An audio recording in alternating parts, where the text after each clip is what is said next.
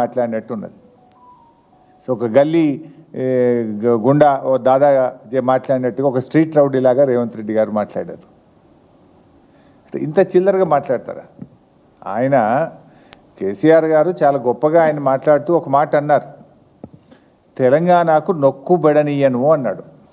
తెలంగాణకు నొక్కుబడనీయను అని కేసీఆర్ గారు అంటే ఈ ముఖ్యమంత్రికి ఈ సాగునీటి మంత్రికి ఎందుకంత నొప్పి కలిగిందో నాకు అర్థమవుతలేదు. ఎందుకంటే తప్పు చేసింది కనుక మీకు నొప్పి కలిగింది, రాష్ట్రానికి మీరు అన్యాయం చేసింది కనుక, సురుకు తగిలింది కనుక, మీరు సమాధానం లేదు కనుక ఫ్రస్ట్రేషన్లో ఆ చిల్లర మాటలు మాట్లాడినారు.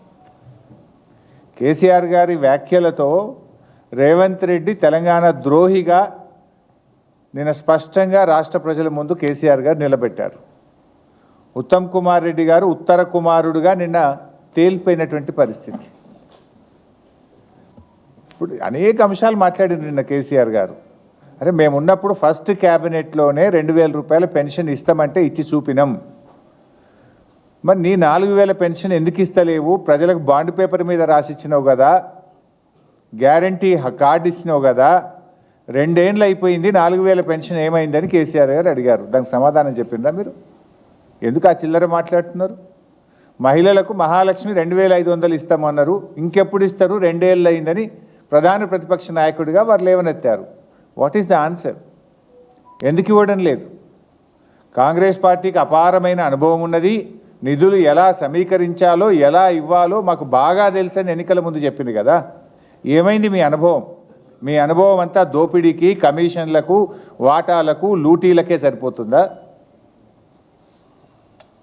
అరే ఎరువులు దొరుకుతలేవు.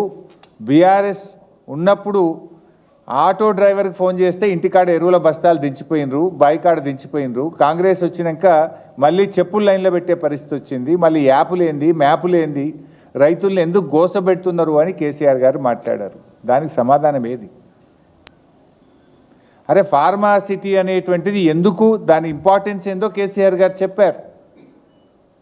నగరంలో ఉన్నటువంటి జీడిమెట్ల కానీ అనేక రసాయనిక పరిశ్రమలు ఉన్నాయి, వాటన్నిటిని అక్కడ తరలించడానికి 5 ఏళ్ళు కష్టపడి చేసినాం. నీ ఇష్టం వచ్చినట్టు రియల్ ఎస్టేట్ వ్యాపారం చేయడం కాదు, హైదరాబాద్ ప్రజల శ్రేయస్సు కోసం ఫార్మాసిటీని అక్కడికి పెట్టాలనుకున్నాము అని చెప్పిండ్రు. దాని మీద ఏది మీ ఆన్సర్? ఏది? ఆయనేమో ఒక స్టేట్స్మెన్ లాగా ఈ రాష్ట్ర ప్రయోజనాల కోసం, ఈ హైదరాబాద్ ప్రయోజనాల కోసం కేసీఆర్ గారు మాట్లాడారు. కానీ రేవంత్ రెడ్డి గారిది అంత సొల్లు మాటలు, ఆర్థిక అరాచకత్వం బీఆర్ఎస్ పాలనలో అని నిన్న రేవంత్ రెడ్డి గారు మాట్లాడినారు. అరే నిన్నగాక మొన్న నువ్వు గ్లోబల్ సమ్మిట్ పెడితే గ్లోబల్ సమ్మిట్కి వచ్చిన